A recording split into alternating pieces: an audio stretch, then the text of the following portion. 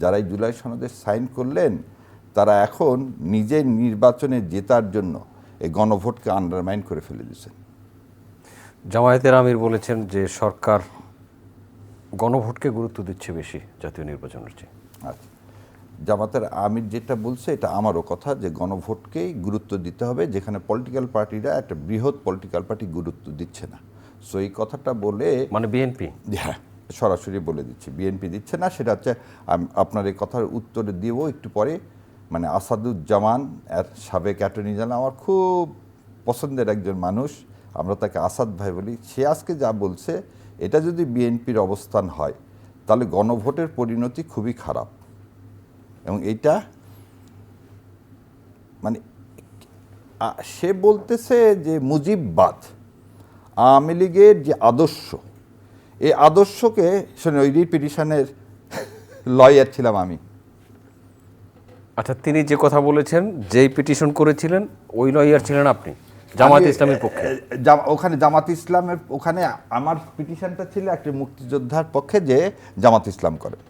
এবং কেন আওয়ামী লীগের এই ফ্যাসিজমকে মুজিববাদ, এই মুজিববাদ কোনোদিন আওয়ামী লীগের আদর্শ ছিল না। আমরা মুজিববাদের যে আদর্শের উপর ভিত্তি করে ভারতীয় কলোনি তৈরি করার যে পায়তারা করা হয়েছিল সেটাকে আমরা কি করতে চেয়েছিলাম, সেটাকে নিষিদ্ধ করতে চেয়েছিলাম। সেই নিষিদ্ধটা কোর্টের মাধ্যমে আমরা প্রেয়ার করেছিলাম, আমরা দরখাস্ত দিয়েছিলাম স্বরাষ্ট্র মন্ত্রণালয়, আইন মন্ত্রণালয়, সব জায়গায়, যে কেন হচ্ছে না। এবং আজকে একটা জিনিস নির্দ্বিধায় দেখেন, বিভিন্ন টক শোতে বলে যে জামাত ইসলামের প্রতিবাদের মুখেই সরকার বাধ্য হয়েছে এসআরও জারি করতে। এটা কি সরকার বাধ্য হয়? এটা কি আপামর 99% মানুষের দাবি না? তাহলে 99%-এর দাবির বিপক্ষে কি আসাদ ভাইয়ের মতো লোক দাঁড়াতে পারে, যে একসময় জাসদ করতো, যার হাজার হাজার কর্মীকে এই মুজিববাদ হত্যা করছে, যে হাজার হাজার কর্মীকে এ দেশ থেকে বিতাড়িত করছে, বাকশাল কায়েমের নামে একদলীয় ব্যবস্থা চালু করছে? উনি কিভাবে বলেন যে আদর্শকে মৃত্যু হতে পারে না? নাৎসিজমকে কি আপনি সারা পৃথিবীতে টিকিয়ে রাখবেন?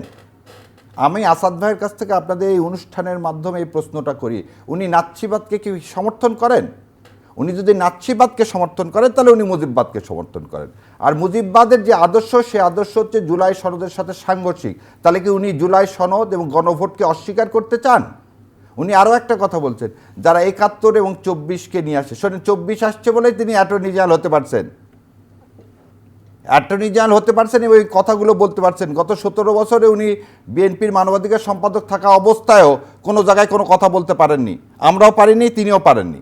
সো আজকে আওয়ামী লীগকে হঠাৎ করে আসাদ ভাই কেন প্রাসঙ্গিক করতে চাচ্ছেন? তার মানে কি আওয়ামী লীগের ভোট ছাড়া কি আসাদ ভাই জিততে পারেন না? তাহলে আওয়ামী লীগকে খুশি করা কি আসাদ ভাইয়ের একটা মৌলিক দায়িত্ব হয়ে গেল? তাহলে কি আমরা জুলাইয়ের যে রক্ত, সেই রক্তের সাথে কি আমরা বেইমানি করে? এখানে থাকলে হয়তো আপনার এই প্রশ্নের জবাব দিতে পারতেন। ওই জন্য আপনাদের মাধ্যমে এটা জানালাম, নিশ্চয়ই উনি দিবেন, কারণ উনি আমার কাছে আপনার কাছে আসবে ব্যারিস্টার মঈন ফিরোজী।